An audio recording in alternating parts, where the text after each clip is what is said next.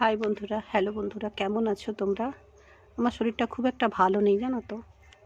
ঠান্ডা লেগে কথা বলতে কষ্ট হচ্ছে। ওষুধ খাচ্ছি, যাই হোক, যবে সারবে সারবে। তোমরা কেমন আছো? ভালো থেকো সবাই। তোমাদের কালী পুজো কেমন কাটলো? ভাইফোঁটা আগামীকাল নিশ্চয়ই ভালো কাটবে। এবছর আমি না ভাইফোঁটা দিতে পারবো না। আমার শাশুড়ি মা মারা গেছেন, 1 বছর তো কিছুই হবে না। সেই জন্য এবছরটা খুব মনটা খারাপ। আমার কোনো বছর ছোটোবেলা থেকে বাদ যায়নি। নিজের ভাই যখন হয়নি তখন আমার জারতো খুঁজতো পিসতো সমস্ত ভাইদের ডেকে আমি ফোঁটা দিতাম খুব ছোট্টবেলা থেকে। এই বছরটা আমার বাদ গেল, খুব খারাপ লাগছে, ভালো লাগছে না।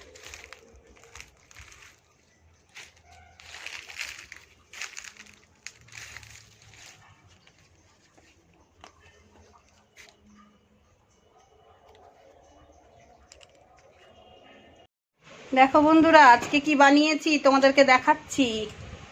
আলু পটলের তরকারি, মানে ডালনা।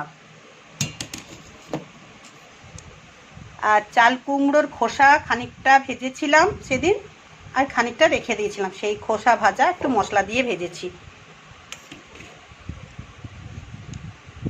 আলু ভাজা কাঁচা লঙ্কা দিয়ে ভেজেছি, কাঁচা লঙ্কাগুলো সব তলায় রয়ে গেছে।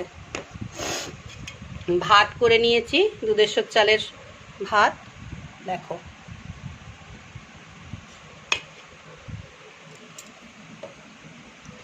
এই তরকারি চচ্চড়িটা কালকের ছিল, এটা একটু গরম করে নিয়েছি।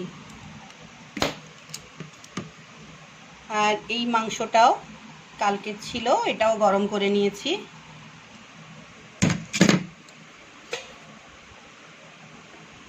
আর নদীর মোরলা মাছ ছিল ভাজা, সেটাকে একটু পাকা তেঁতুল দিয়ে কাঁচা লঙ্কা দিয়ে একটু টক টক ঝাল ঝাল করেছি, শুকনো শুকনো। বেশি কিছু দিইনি, একটু পেঁয়াজ কুচিয়ে দিয়েছি। এই হচ্ছে আজকের মোট রান্না। স্যালাডটা ফ্রিজেই আছে। তোমাদের কেমন লাগলো বলো।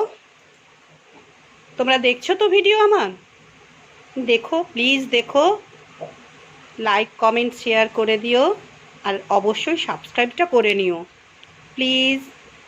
সবাই খুব ভালো থেকো। এখন রাখি, টাটা।